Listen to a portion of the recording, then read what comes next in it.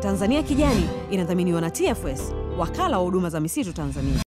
Kwa hiyo baada ya kutuletea hii mizinga, ni unakuta asali ipo nyingi, unavuna kwa wingi na kipato naona kama kinakuwa kikubwa kuliko tulikoanza huko. Umuhimu wa elimu ya uhifadhi katika jamii. Kwa sababu tulikuwa tunaua nyuki wakati tunafukiza na moto. Kwa hiyo sasa hivi tumepata ubora zaidi, yani kama tumekuwa wasomi. Tumepanda miche 3500. Hiyo elimu tuligawa hata majumbani na sehemu mbalimbali. Shule ya msingi Ihumwa imeweza kuomba ruzuku wakiwa katika programu ya uanzishaji wa kitalu na upandaji miti shuleni. Tuna shule zaidi ya 200 zinatekeleza miradi hii ya shuleni.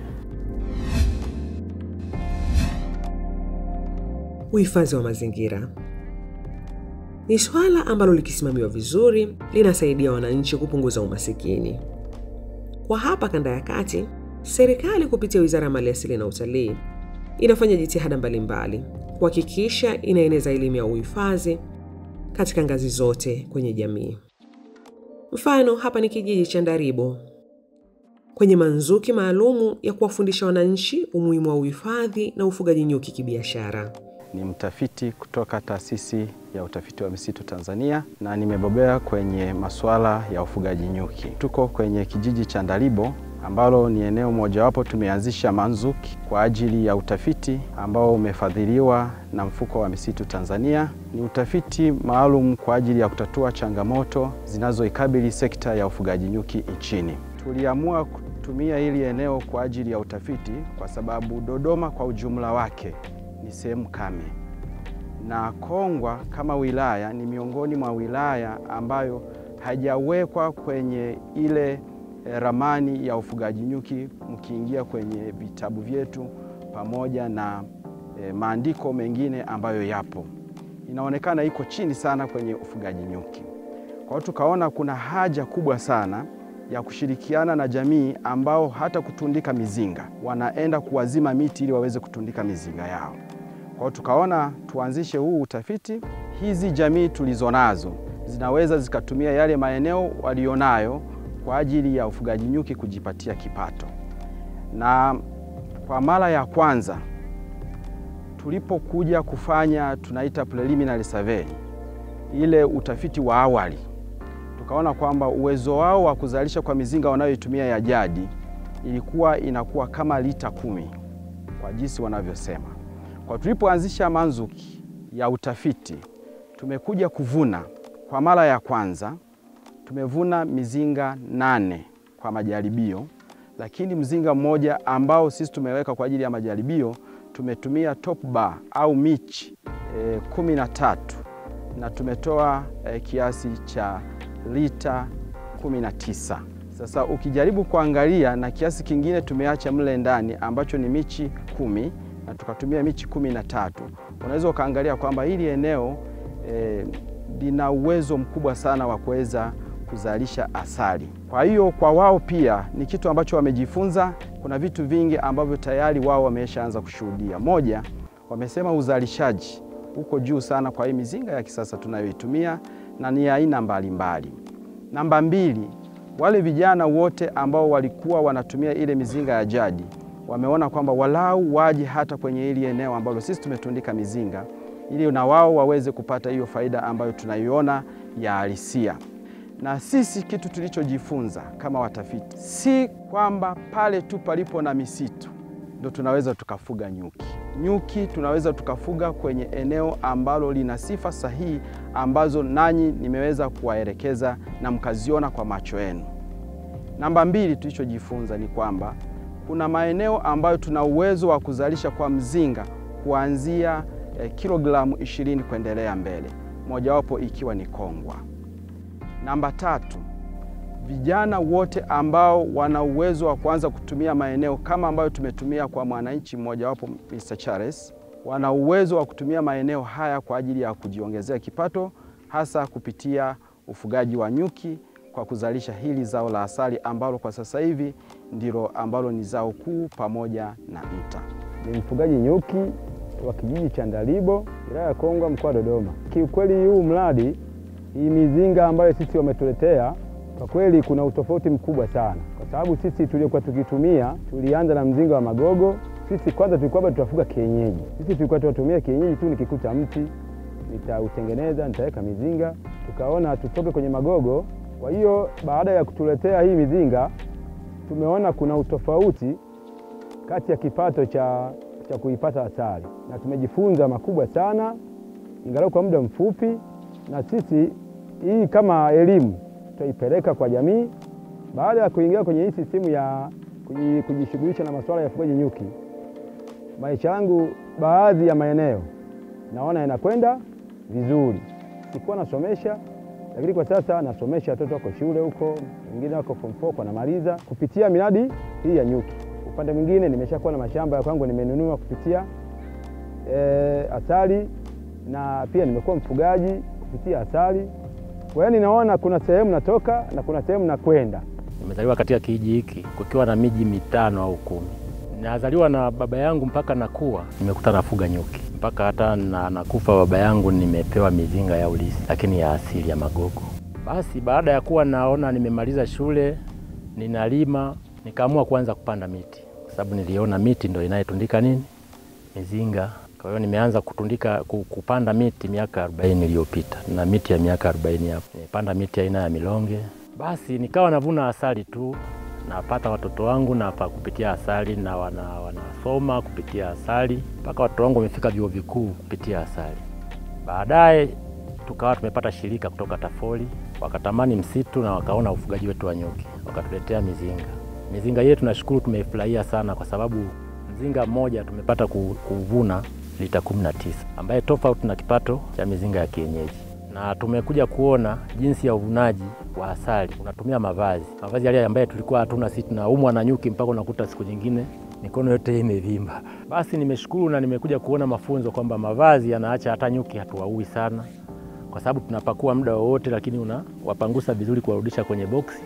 Na bado nyuki unaweza ukakuta kwenye boksi kuna ubora zaidi, kwa sababu wametengeneza patent. Zile patent zinafuatwa, yani masega yanafuata, yani nyuki zinafuata masega yale, zinashona kwenye patent. Kwa hiyo mnaweza ukatoa ile patent ukaiona ina watoto au haina asali iliyodotiwa vizuri, unarudisha. Unakuja unachukua patent nyingine unakuta imekuwa ina asali tupu, unaitoa. Kwa hiyo tumeona kabisa uzalishaji wa nyuki hatuziui sana kama vile mizinga ya kienyeji tulivyokuwa tunapakua, kwa sababu ukipakua unaweza ukakuta matoto yote unatupa, na watoto wale ibidi wazaliwe iwe nyuki taifa la baadaye. Lakini kwa hiyo uvunaji wetu sisi ulikuwa sio mzuri sana. Tumepata mafunzo kutokea kwenye shirika la Tafoli, kwa sababu maboksi ya kwetu bado vile yana wazi, hayana patent. Kwa hiyo tulikuwa sisi maboksi ya kwetu tulikuwa tunatengeneza bado hayana ubora zaidi kama tulivyopata kutoka kwa wanachuo. Kwa hiyo mimi nashukuru sana kwamba asali imeniendeleza kusomesha watoto wangu. Maisha yangu mengi nimeyafanya, nimejenga mji na naongeza mifugo kupitia asali. Kwa hiyo nashukuru sana shirika la Tafoli lilivyokuja. Natamani sana kupata mizinga hata 1000, kwa sababu ninayo eneo ambalo lina miti 60,000. Maana eneo hili lote mnaloliona ni la kwangu, na hii mizinga yote hii mnayoiona ni ya kwangu pamoja na kijana wangu na yanaye kidogo. Kwa hiyo ndivyo ilivyo. Tayari asali tulikuwa tunapakua kwenye maboksi ni safi zaidi kuliko ile tulikuwa tunapakua, kwa sababu tulikuwa tunaua nyuki wakati tunafukiza na moto. Kwa hiyo sasa hivi tumepata ubora zaidi, yani kama tumekuwa wasomi, tumekuwa watu fulani, tumepata elimu ambaye tutazidi kufuga zaidi. Kiasi ambacho wameachiwa wanakitumia kile kuendeleza kununua. Kwa mfano, hapa ulipoona tumekuja na mavazi ya kinga, hawana. Yametoka wapi? Yametoka kwamba kile kiasi tulichokivuna pamoja nao, wao kwenye kiasi hicho hicho tumesema tuwaletee mavazi ya kinga waweze kuwa wanatumia pia kwenye mizinga yao. Sasa hicho ni kitu kimojawapo ambacho cha kidogo tu ambacho wametumia muda mrefu hawana, lakini baada ya utafiti wanacho, pamoja na kuangalia jinsi ambavyo uzalishaji unaendelea. Lakini sio hilo tu. Ukiangalia kitu kikubwa ambacho mimi nimejifunza kwa wao hawa wananchi ni kwamba pamoja na ile mizinga waliokuwa wanaitumia ya kwao ambayo uzalishaji wake si mzuri sana kulingana na hii mizinga ambayo tumeiweka, wameamua na wao sasa kwamba tuanze kidogo kidogo kupata mizinga ya namna hiyo. Na wanafundi wao ametamka wazi, nitakuta tayari ana mizinga mingine ambayo iko sawa na ile mizinga ambayo sisi tumetundika kwa ajili ya mafunzo. Na mafunzo haya tunayofanya sio yale ya darasani kama mlivyoona. ni mafunzo ambayo tunafanya tuko kabisa kwenye mashamba ya nyuki. Yaani ufugaji wa nyuki naweza kusema ni kazi ambayo yani ni sawasawa umenunua shamba lipo la kwako binafsi. Nikilima nikikosa, najua msimu unaokuja tena nitalima. Tofauti bodaboda, mimi nimempa mtu pikipiki anaiendesha, mkataba ukiisha au usiishe au asinufaike chochote, lakini mzinga ni sehemu ambayo ina faida kubwa sana sana, kwa sababu kama nitakosa upo, msimu unaokuja tena nitakuwa nao. Kwa hiyo una faida kubwa. Kwa hiyo mimi tu nitoe rai kwa vijana, wazee, tuko na wazee humo wamesha, kama unavyomwona mjomba cha. Na wanajishughulisha masuala ya ufugaji nyuki kwa sababu faida tumeshaiona. Kiukweli kama nilivyosema awali, sisi tulikuwa tunajifugia tu. Lakini kumbe nyuki anastahili kutunzwa kama mimi ninavyojitunza mwenyewe. Kwa hiyo sisi hiyo system hatukuwa nayo na tulikuwa hatuelewi chochote. Lakini kwa hamasa hii tutaanza kufanya hiyo kazi ya kuwahudumia kwa mfano kama kwenye maua ambayo labda wao wanapenda kuchukua chakula, lazima tuwahudumie. Bei ya mizinga kwa sababu bado sisi tunahamasisha. Mimi kama nikiwa fundi wa kutengeneza mizinga, kwa hiyo bado tunafanya ile kuhamasisha wenzetu waje ili kiwezekanika tuwe wengi, na kama nilivyosema awali kama hii ambayo ya kisasa zaidi huwa tunafanya 60 mpaka 70. Lakini hii ambayo ina utofauti ya kwetu kama ni uliyoiona pale, tunafanya 45 50. Mimi ni afisa miradi kwenye mfuko wa misitu Tanzania. Leo niko hapa kwenye kijiji cha Ndalibo pamoja na TAFORI ambayo taasisi iliyowezeshwa na mfuko huu. Kwa kifupi, mfuko huu ni mfuko wa umma ambao uko chini ya Wizara ya Maliasili na Utalii. Na mfuko huu una jukumu la kutoa ruzuku kwa nani? Ruzuku kwa wadau ambao wanajishughulisha na uhifadhi, usimamizi na uendelezaji wa rasilimali misitu nchini Tanzania. Kwa hiyo mfuko huu wenyewe una aina ziko za ruzuku kama 4 na ina maeneo ya kipaumbele ya kutoa ruzuku. Moja ya eneo la kipaumbele ni katika utafiti. Kwa hivyo kama alivyoongea mtafiti awali Bwana Lukiko kwamba mfuko huu umewezesha moja ya mradi wa kimkakati ambapo kwa sasa kulingana na mpango kabambe wa nchi wa taifa wa utafiti ulio chini ya Wizara ya Maliasili na Utalii ni kwamba mfuko huu unawezesha fedha kwa ajili ya miradi 6 ya kimkakati. Moja ya miradi hiyo 6 ni huu hapa ambao leo hapa Ndalibo unatekelezeka.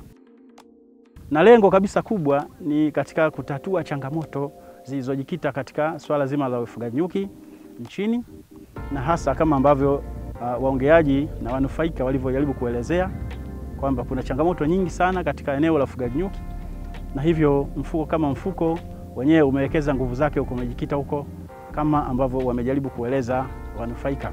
Mfuko huu katika kupanga bajeti zake za mwaka huwa tunatenga fedha ambazo tunazita ring fenced fund.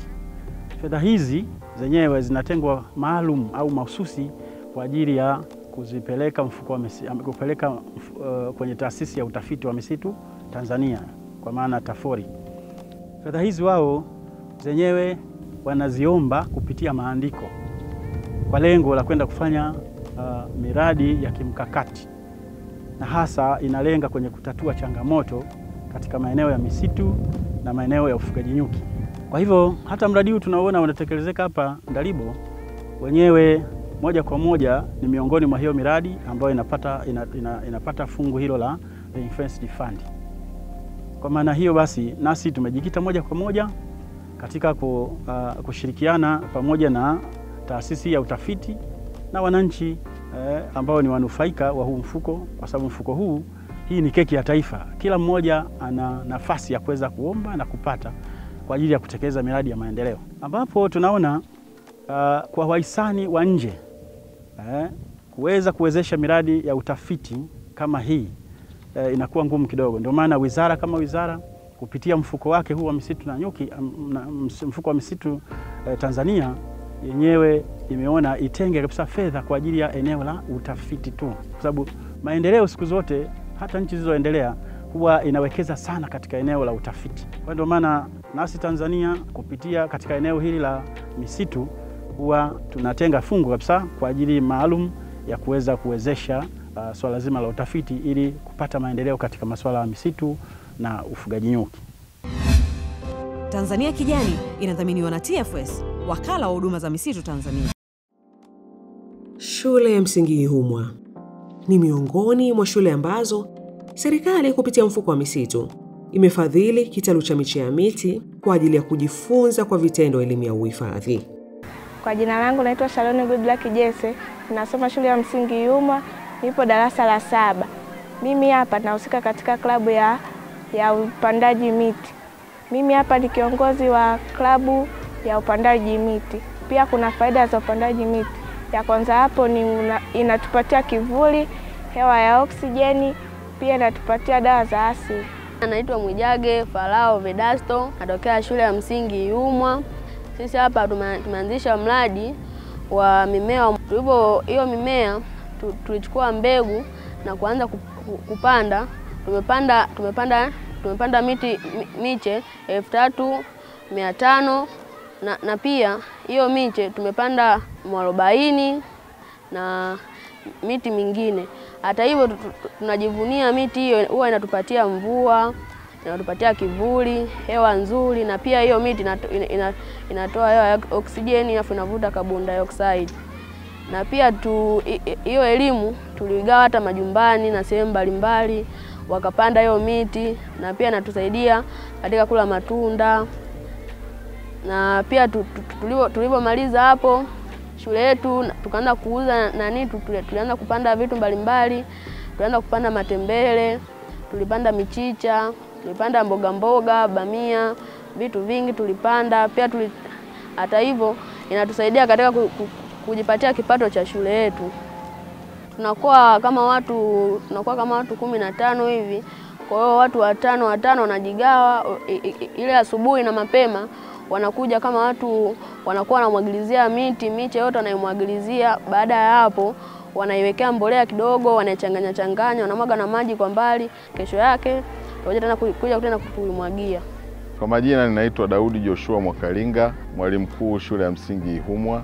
Shule hii ni miongoni mwa shule 7 ambazo zilipata mradi kutoka taasisi yetu ya misitu Tanzania TAF, na tulipata kiwango kizuri cha fedha ambacho kilisababisha sisi kuandaa kitalu cha miche isiyopungua 10,000.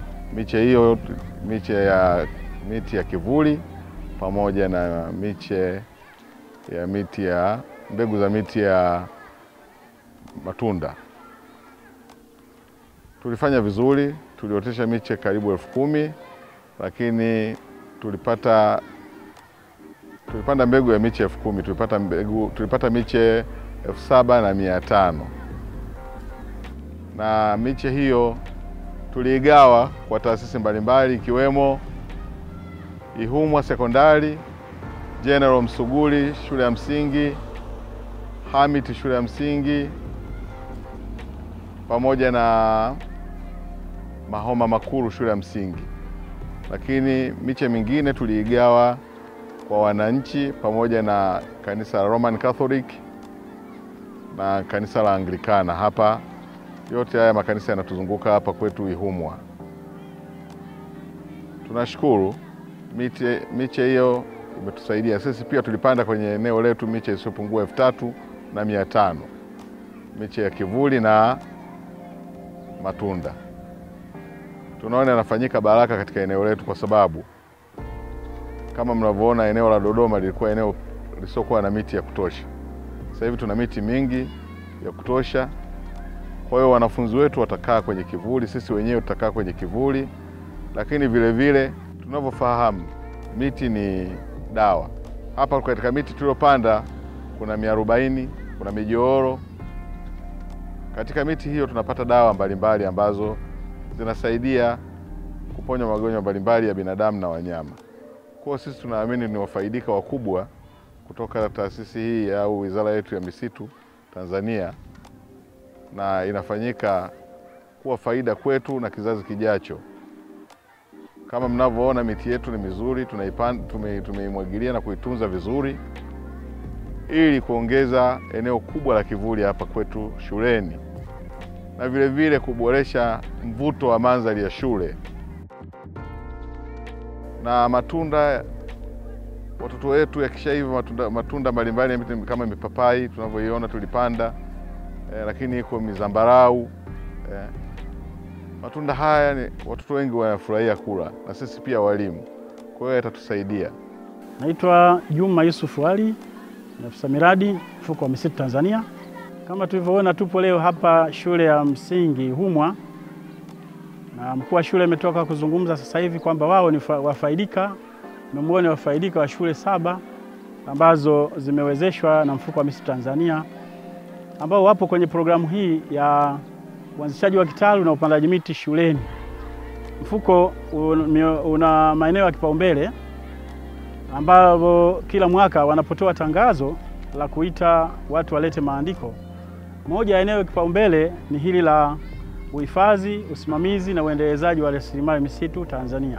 Katika eneo hili ndio ambalo eneo la kipaumbele ambayo shule ya Ihumwa, shule ya msingi Ihumwa imeweza kuomba ruzuku wakiwa katika programu ya uanzishaji wa kitalu na upandaji miti shuleni, ambapo programu hii iko nchi nzima, na sasa tuna shule zaidi ya 200 zinatekeleza miradi hii ya shuleni ambayo inawezeshwa ruzuku ndogo ya shilingi milioni 5.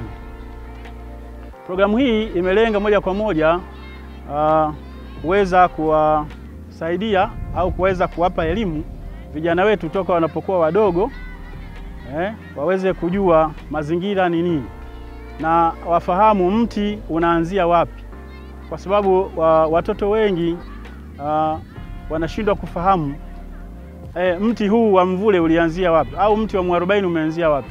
Unakuta anashindwa kuijua hata mbegu ya mwarobaini. Sasa mfuko umekuja na programu hiyo ya kuweza kuwawezesha watoto toka wakiwa wadogo katika level ya shule za msingi na kufika mpaka level ya sekondari waweze kufahamu anaanzaje kuupanda mti wa mwarobaini. Anaanzia kwa mbegu au anaanzia labda kwa kipandikizi. Kwa hiyo anakuwa anaanza kupata elimu hiyo akiwa bado mdogo, na anapozidi kukua anakuwa akifahamu mti unatakiwa hudumiweje, na mwisho wa siku ulianzia wapi, na mwisho wa siku una faida ipi. Kwa hiyo programu hii inajaribu kuwakuza watoto wetu, na mara nyingi ukienda wanapotekeleza miradi hii unakuta kuna aina ya majina wanaipa hizo programu zao. Unakuta wengine soma na mti, unaona, au unakuta wengine wanakuwa wanaweka kila mtoto anapewa miti 5 aweze kuanza kuimwagilia, kuitunza, na mwisho mpaka anapomaliza akiwa mtu mzima anarudi shuleni anaona mti huu ulikuwa wa Bwana Hamisi, wa Hamisi, mti huu wa Amina. Kwa hiyo programu hizi zinajaribu kuwajenga, kuwakuza, na tunajenga spiriti ya watoto wetu waweze kuja kurithisha kizazi kijacho. Sisi tumerithi na wao tunawarithisha. Naitwa Emmanuel Msofe, mimi ni afisa misitu mkuu, natoka idara ya misitu na nyuki, Wizara ya Maliasili na Utalii. Tumekuwa na program, lengo lilikuwa ni kuona fursa ambazo zipo katika sekta za misitu pamoja na nyuki, ili kuweza kusaidia kupata ajira kwa vijana na makundi maalum kama akina mama na watoto pia. Kwa hivyo ni matumaini yetu kwamba programu hii itakuwa imesaidia sana wadau kupata taarifa mbalimbali ili waweze kushughulika na sekta ya misitu na nyuki, na baadaye waweze kupata ajira. Kwa hivyo tunawahamasisha wadau wajiunge kwenye vikundi mbalimbali ili waweze kupata ruzuku mbalimbali, lakini pia kuna mikopo pia ile inayotoka katika halmashauri waweze kuzipata. Wakishapata ile mikopo iweze kuwasaidia katika kuanzisha miradi mbalimbali ambayo inaweza ikawakwamua kutumia fursa hizo katika kujiendeleza katika maisha yao ya kawaida, lakini pia kusaidia taifa katika kuhifadhi mazingira, lakini kipato, na pia wakati mwingine hata kupata mapato ya kigeni kwa ajili ya kusaidia maendeleo ya nchi hii. Lakini pia niwapongeze pia na mfuko wa misitu Tanzania ambao wamefadhili shule hii ya Ihumwa ambayo pia inashiriki katika masuala ya upandaji miti na uhifadhi wa mazingira kwa ujumla. Tanzania Kijani inadhaminiwa na TFS, wakala wa huduma za misitu Tanzania.